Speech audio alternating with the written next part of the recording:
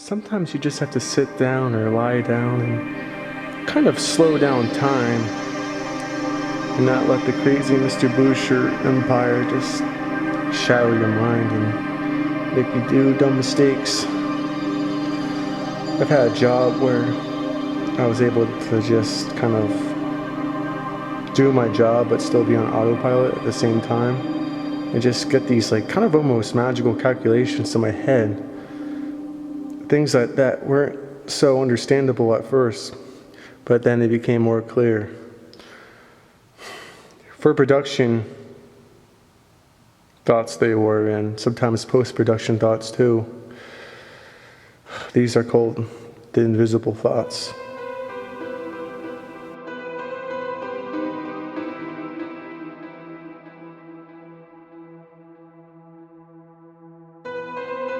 Editing is one of the biggest challenges in the process of feature film, whether it be independent, Hollywood style, or even when it comes to a short film or documentary.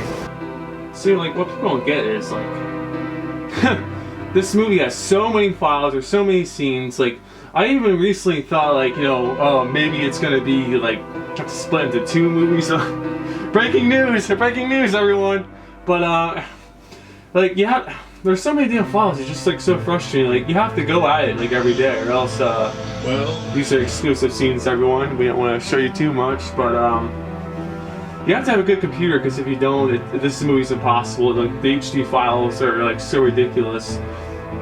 With the Canon, like you need like a solid state drive, which is like what I'm in the process of getting. Like, it could just be a smoother process. I mean, right now it's kind of just like, it's like a dog that's like done like a 100-mile marathon. I just can't finish it. It can, but it's like doing it very shitty. Sometimes when it comes to editing, it's not just about like that fancy little, fade that you put in to another scene. It's sometimes just about like the producer mixed with the editor, like, do we delete this entire line or delete this entire part of a scene, or do we delete the entire scene altogether?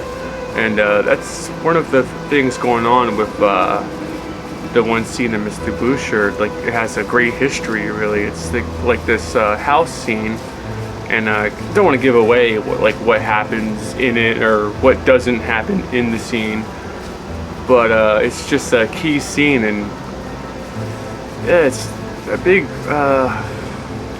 big crazy chaotic scene with what it's about. I didn't want to really confuse my audience that much. With this scene, I did a few like a rehearsal, a tech rehearsal with the scene. I thought, maybe this could be like the winning part, like the winning scene, or like the winning production day for the scene. But then I realized, like as time went by, I was like, this isn't really working out. Then I did it again. I thought this was going to be the one, and that didn't really work out. A few things I didn't like about it, and I was like, all right, I need somebody that's like kind of funny, but not really. But actually, perhaps they are funny, but maybe I want them to be a little bit dramatic too. So I asked two of my good friends who weren't in the movie at the time, John Lewis and Wayne Moyer. I was like, hey, come be in this scene. They were doing this thing called Rainbow Nights before that. This like kind of weird comedy adventure about like two gay guys doing a bunch of crazy things together with other people. They were good, so I was like, hey, come aboard,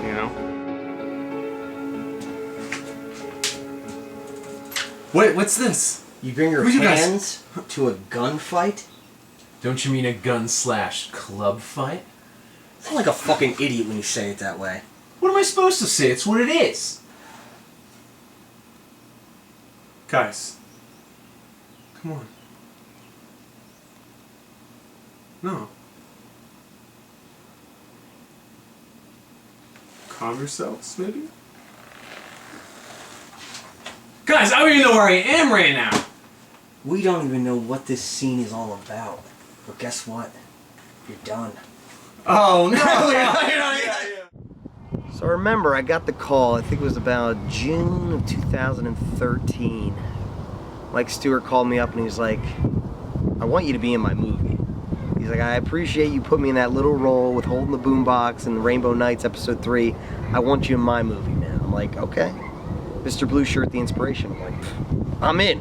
Can Wayne Moyer be in too? Bring him along, Mike Stewart says. So we show up. I got this crazy like leather members only jacket on, cigarette hanging out of my mouth, tight pants. Wayne's got a postman outfit on. All excited for the scene. Then I remember seeing Stewie a little ways down the road, maybe 6 months later, and I was asking him, I was like, hey, how'd our scene go? He's like, I like it. I like it a lot, but I don't think it's gonna fit. I'm like, no! So that's when I kind of realized that, like, when you have this vision, something, you know, you might think that, all right, this is gonna work out for it, and then you kind of expand upon it. And I think that's like what Mike was thinking. Like, he was like, the scene was good, but I think the scene can be great. What's like a funny line you could say to somebody like before they die? Because this is like an assassin for God. It's like a secret, like it's like a neutral form of government, but not really. Like hasta la vista, baby. But it's not supposed to be funny like that. See you on the other side. What do you think? You have any good, see you on their side? Yeah, see you on the other side. Something side. like kind of like simple, but like not too crazy. So just something that the audience might like. I do remember though, like when we're filming, I'm like, I look over at Wayne and I'm like, what is this all about? Like, what? Do you understand this? I don't understand it. And then I remember like, there's this baseball scene and they're gonna like throw everybody in this baseball scene. And I'm looking at Stewie's looking at me and I'm looking at Wayne, I'm like, let's just roll with it. I don't know what it's all about. It didn't really make much sense at the time. And I'm glad it was cut because it didn't quite flow right. Characters, Mr. Blucher showing up at this baseball game. The acting was good though.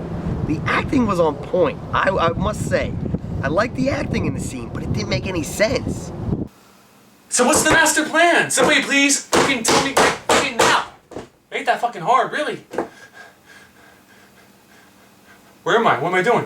What's going on here? What's this?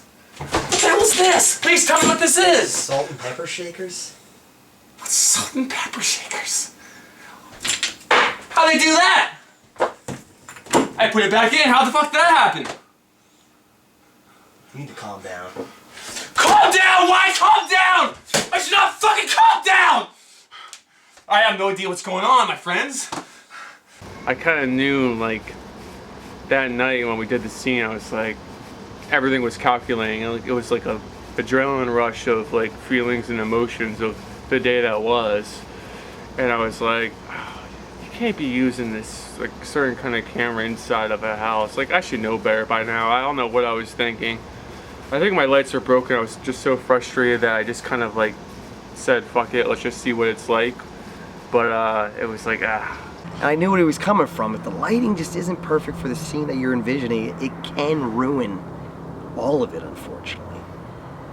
But now looking back on those scenes, a couple weeks ago, Mike Stewart and I sat down and looked at those scenes. He was right. He was right. That's great, actually. Actually, if you be on your way, we got a lot of rehearsing. The play's actually tonight, so thank you. How rude. the house scene for Mr. Blucher, the inspiration, is now complete. It's, you know, the fourth time, or kind of the third time, but if you want to be technical, kind of the fourth time that we did the scene. Is a charm. Whoever thought 4 times. So I was gonna put all the eggs in the basket, and you know, really the evolution of the scene from the beginnings, its early roots to you know, 2015. The scene finally got like what I was envisioning, and now it won't put you to sleep, that scene, or just, you know, bad technical problems. It's now like fresh, and it's like, it is the one. So the whole thing with like editing, I mean, a lot of people who don't make movies or star in movies, they don't quite grasp how important the editing process is for a movie or a TV show. It's very important, because that's when everything comes together. I mean, you can film hours of footage, but if you don't sit down and critique it and get that tedious little bit there and a tedious little bit there, it's not going to turn out right. And it's so important. I feel with editing and the score, if you got the score in the background, when it all comes together, it's like the definitive moment when you're making a movie, when it all finally, you see it and you're like, oh my gosh, there is my vision on camera. there it is. That's exactly what I was thinking.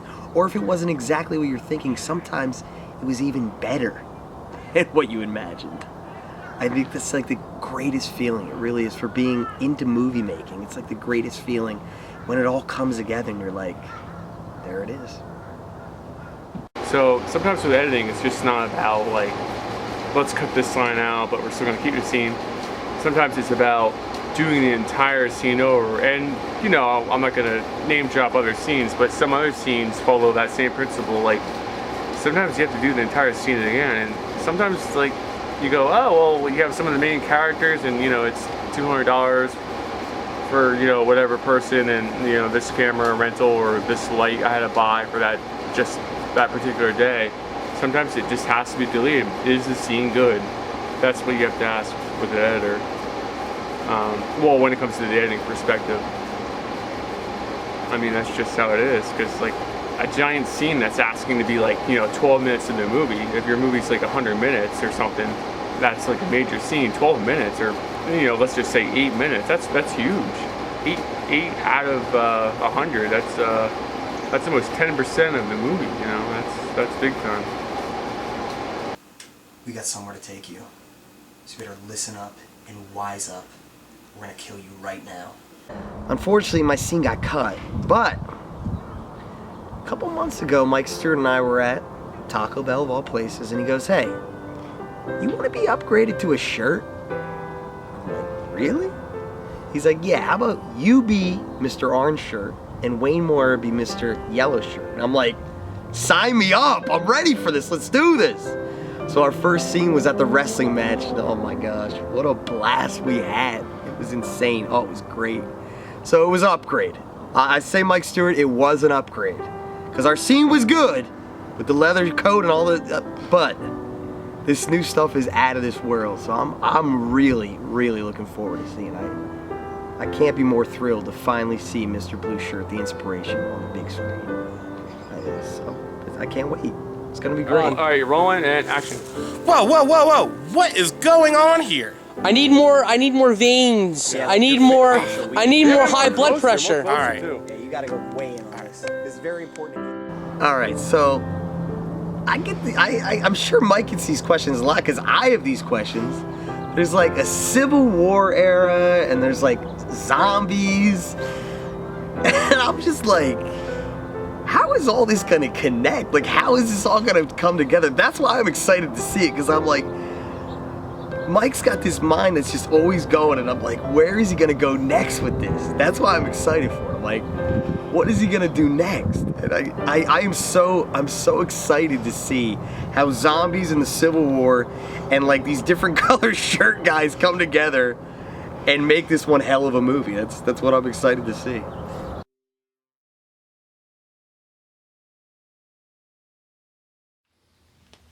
Riley? Dude, come on, dude. Dude!